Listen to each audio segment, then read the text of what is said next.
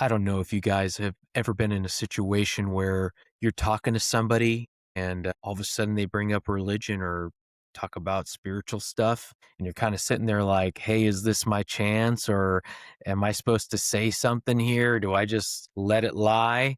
And those are what we call divine appointments. And we've been doing a series of episodes on getting to the bottom of that and what we're supposed to do with it. So if you've been wondering or had an experience like that, this episode is for you.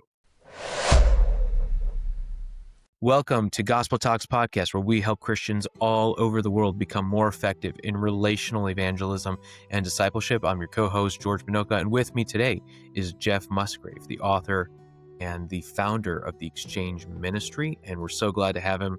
Hey, Jeff, how you doing? It's been a couple weeks. It has. I apologize so much to everybody that I've been absent. Apologize for that. Where have your travels taken you? Anywhere cool? Well, yeah, lots of cool places. Sometimes I actually forget where I've been.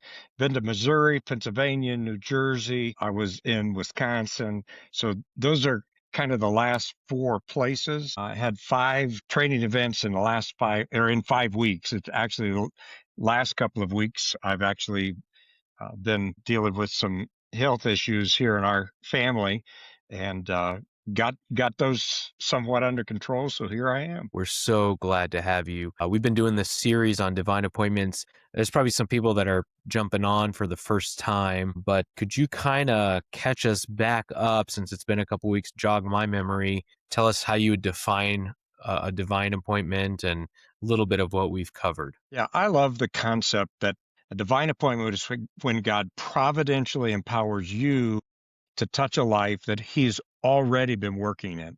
So in other words, you mentioned at the beginning of the episode, someone brings up the Bible, religion, spiritual things in a normal conversation. That sounds like just kind of happenstance, but oftentimes that's the Lord working in that person's heart behind the scenes, and we're just being brought into the work that God has already been doing. Yep, I love that. I don't know if we'll have time for it today, but I've got a cool divine appointment story. I mean, since I last talked with you, I've started an exchange Bible study with an LDS couple across the street and three young men and two more now that just walked into my house last week. And Wow. new people moving to the area. Yeah, Yeah, yeah. Catholic You're in background. one of those neighborhoods, aren't you? We're definitely, so God's kind of filling our bowl up in terms of exchange Bible studies that we were missing from our previous ministry. So, yeah. Interesting, George. When I counsel pastors, because I'm with a new pastor every week, I tell them now, anybody in the church can do as many of these as they want to, but as a pastor, you should probably only try to do one at a time. You're breaking the rules, man. I don't know. I'm a sucker for, it's really hard to say no to them. It just really, I want to hand it off to somebody else. Maybe I'm controlling or something, but it's hard. I Well, and want to you do it. haven't been there long enough to really set up the ability to do that. And I also find, and I know you feel this way, it's all built on relationship. And Yeah. so trying to pass that off to someone else, especially when they're outside of the church, it's like, this is weird. I mean, I thought you and I were friends and we were talking about life, Yep. and now you're, handing me to a church person. So yeah, I think it is difficult to do that. It's kind of like that saying of you dance with the people who brought you. It's kind of that idea of just weird. Actually, it's the relational piece of what you teach. I mean, it's totally inauthentic to kind of like pass people off, especially in that evangelism. I can maybe do it in counseling and say, hey, one of our pastors, he does the counseling with families. It makes, maybe that's a little bit more natural, but I don't know. It's always been. Paul said to the Thessalonians, I am affectionately desirous of you. Mm, And it's not just that they trust you, but that you love these people. These are people you've grown to know, and you want to see God finish that work that he's beginning. And so, yeah, that's, and it's interesting. I think that's what a divine appointment is. It's us finishing work that God started. It's, mm. all of these people that you're working with, something's underneath the surface that makes them desirous to do a Bible study. Yeah. Yeah, we've seen that. Maybe I'll share at the end, but I think, is this the ninth one we're on or the 10th one? The This one is number 9. This is number 9. I think this Yeah, is a great one. You know you're in a divine appointment when they bring up religion, which is kind of like a no-no topic for a lot of people, so you yeah. definitely know these days. Yeah, and it is. It's like in our culture, there's certain things that you don't talk about, and it is interesting. People can talk about religion, but not Christianity. They can talk about all the other world religions, but not the Bible. And so when that comes up, you really have to believe that something is going on to bring this out. Why do you think that is? Why do you think we can't talk about Christianity anymore, but they're okay talking about Islam, Buddhism, whatever? Yeah, well, I think we could get into the political side of things about all of that, but I think bottom line, there is an enemy, and the enemy has to squash truth. The fact is, every other religion is a false religion, and the enemy doesn't mind false religion. It's truth that he wants to keep people from.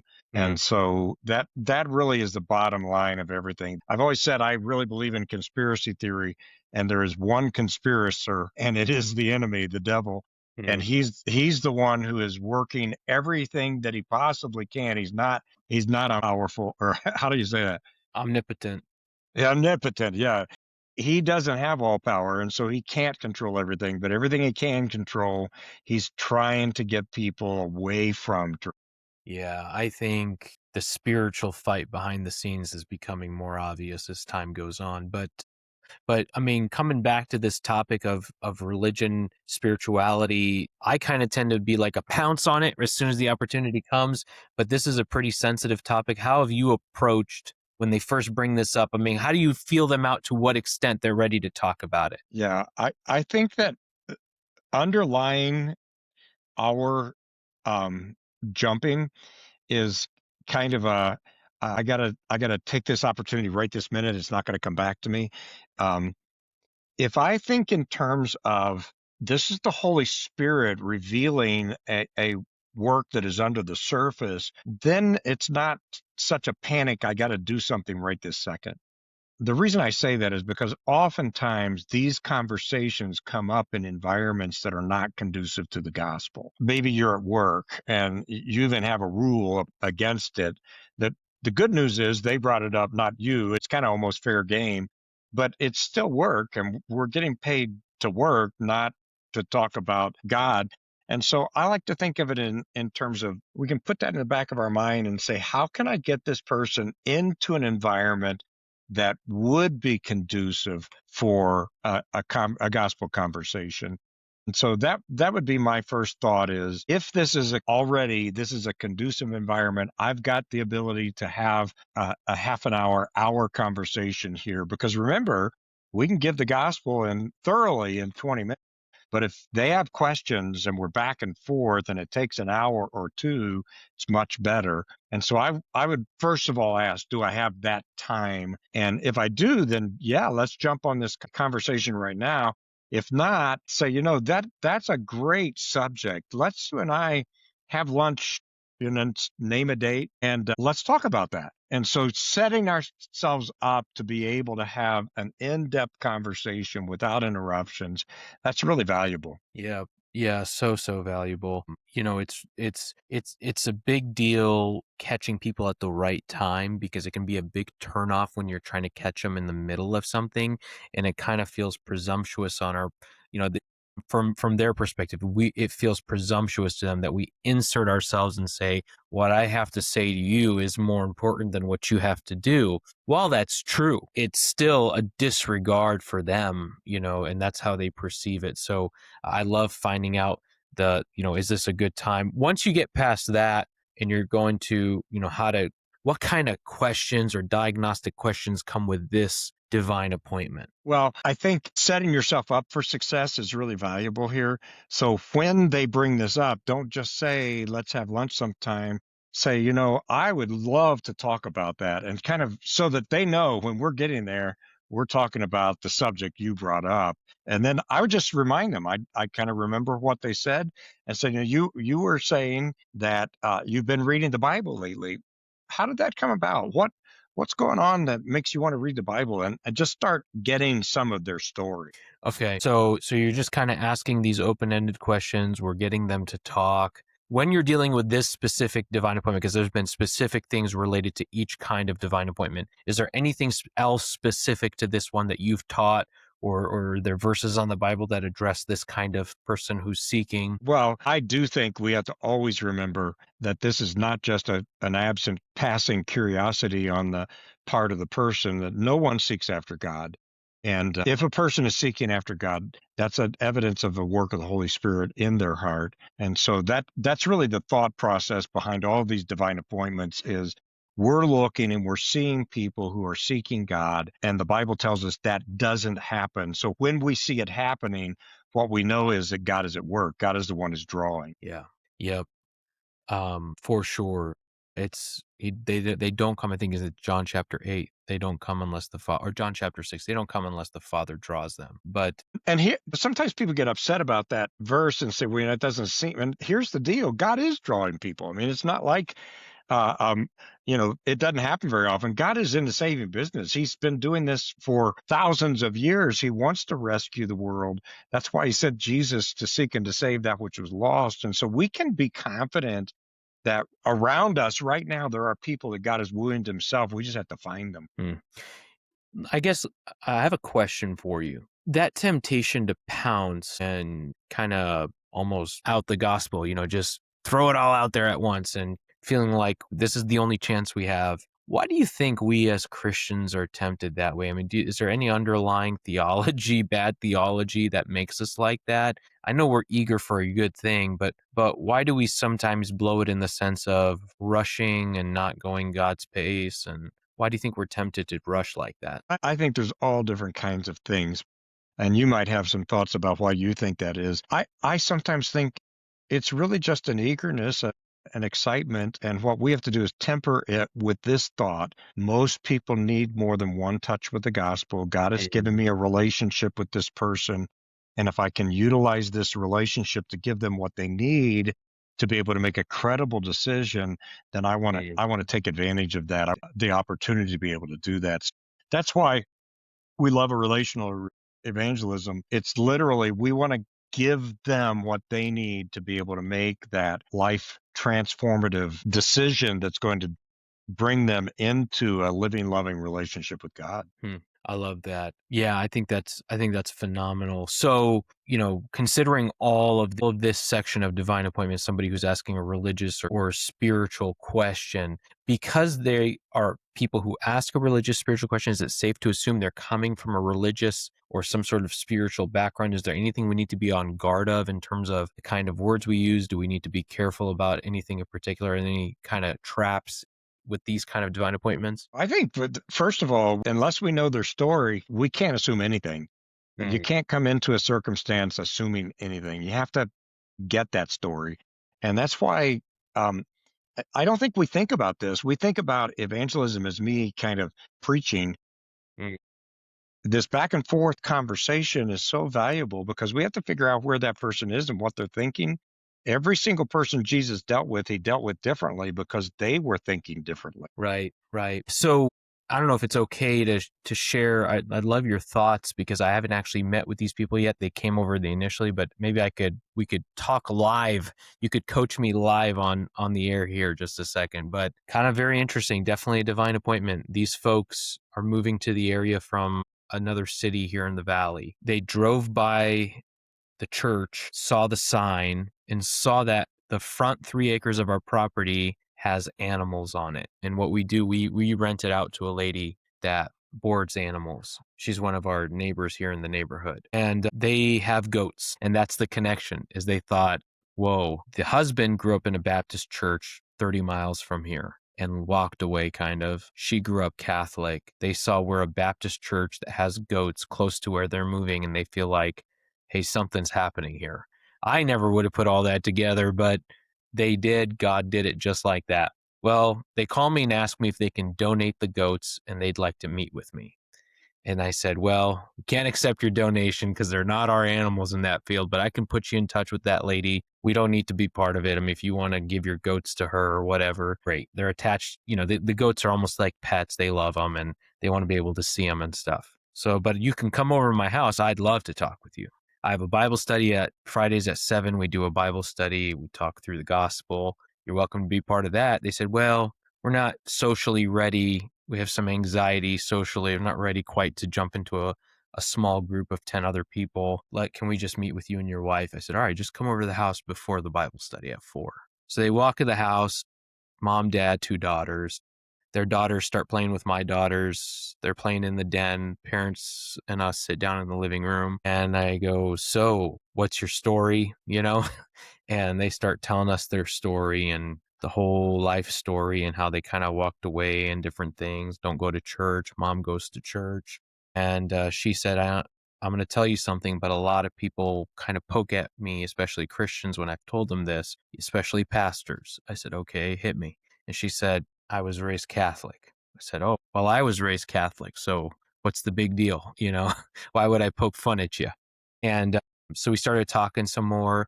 And I just looked at them. I said, there's this 4-week Bible study where we go through 4 attributes of God. It's called the Exchange Bible Study, and it's inductive. It's 150 verses. We would go through it together. None of the answers are filled in. You get to see the question, see the verses, come to the conclusion that's right there in the Bible, and you get to see the evidence for yourself. Would you be interested? And she just kind of looked at him and said, well, and then she looked back at me and she goes, yeah, we'd be interested. I said, all right, you guys are moving on the 29th. Let's help you move. We'll get a crew of guys together. We'll help you get settled in. And when you're settled in enough, let's start our Bible study. She said, deal. And he was really excited. He texted me on Mother's Day and wished my wife a happy Mother's Day. And I wished his wife a happy Mother's Day back. And anyway, really already love this family. Really already have a heart for them, praying for them by name. Just want to see God work in their family. Any advice about knowing that about them? Is there anything you would and wouldn't do if you were sitting down with this family, or would you just go ahead and do the Bible study? No, I think you've already jumped right through the right hoops. You might, I don't know. I mean, you've already asked their story. You've gotten the information you need. They know you care. They see an acceptance from you.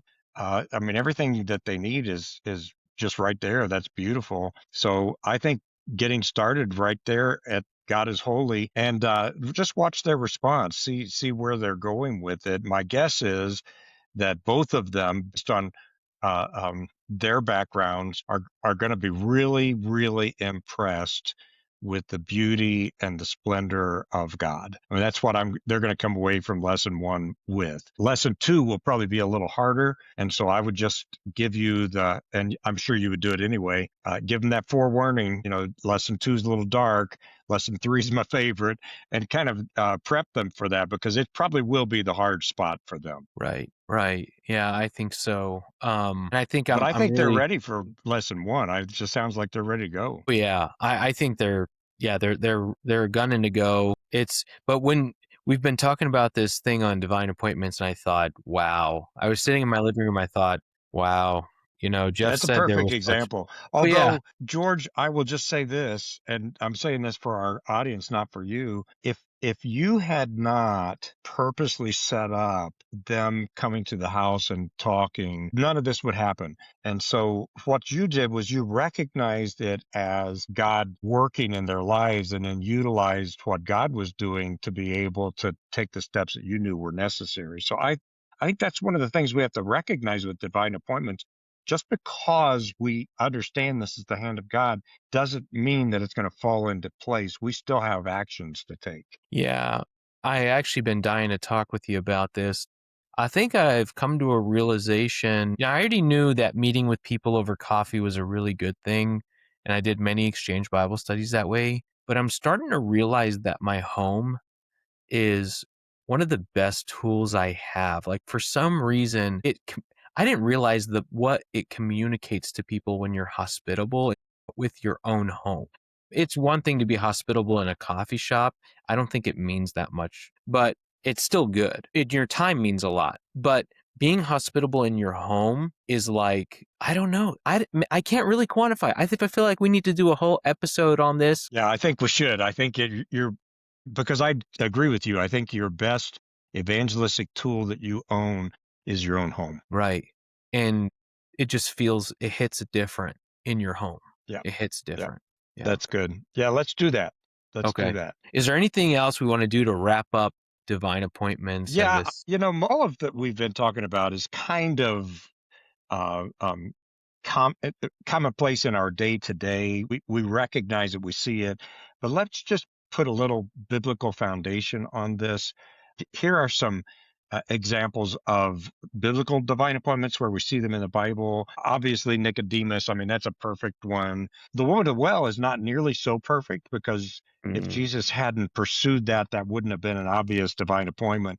mm, I look at that passage in Acts where Paul is in Corinth and God speaks to him in a dream at night. And he says, Paul, I don't want you to leave here because, and this is the phrase I want us to look at for a second.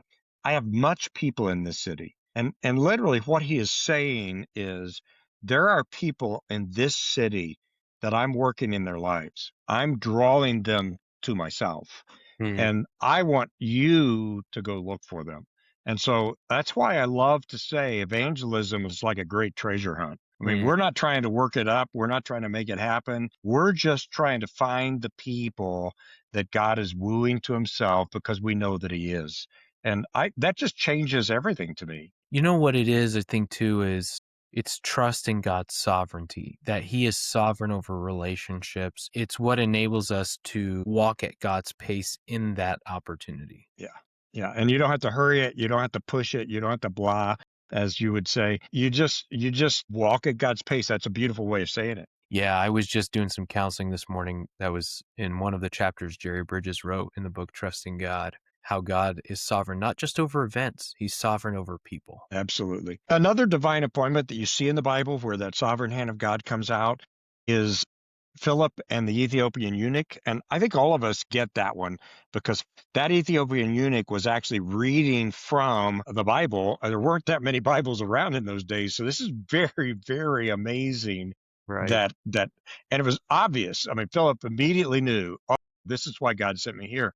But what I wanted everybody to remember is that Philip was in Samaria and God prompted him to go out into the desert. Didn't make any sense. He followed the prompting of God.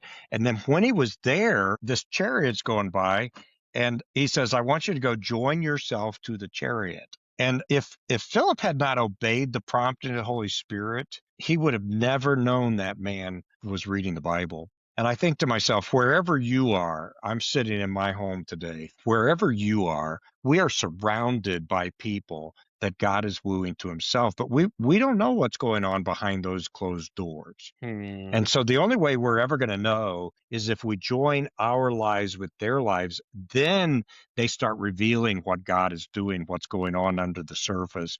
So it's just that reminder to me, we have got to purposely connect our lives with unbelievers because that's the only way we're going to find the places where God is working in people's lives. Yeah, I think that's so key. We have to find ways to get into people's lives, whether it's my next door neighbor said we should make pancakes for the whole street just on a Saturday morning, just start grilling pancakes and stuff like that and just start getting to know people. And he wants to get to know people for a different reason than I want to get to know people, but I still think there are really easy ways to get into people's lives. They're not that expensive and not that hard. Yep, yep. And there you are in your home again. We got to talk about this. Yeah, I know. It's Good. on my mind. Yeah. Oh, that's awesome. That's awesome. That's it. That's all I got. Okay. I will look forward to next week. Let's talk about utilizing the tools that God has given us, specifically our home. Yeah, I think that'd be great. Well, we just want to say to you guys, our audience, thank you so much for listening. You guys make this podcast possible. Big thank you to our donors out there who underwrite this ministry. And if you want to be part of that, go to exchangemessage.org/donate. And you'll be able to see a page there. Something as little as $10 a month, a reoccurring donation like that really goes a long way to expanding our efforts. And we want to get into more churches, help more believers, train them. because the harvest is plentiful, but the laborers, the equipped laborers, are few. And we don't have a harvest problem. We have a labor shortage. We want to do everything we can to serve our Savior in his kingdom in remedying that problem. And so thank the Lord for Jeff and Anna and their ministry and the way Christ has used them in the kingdom. We do love you guys. If you like this podcast, please share it with somebody, subscribe. That really helps us in the ratings. We will see you guys next week.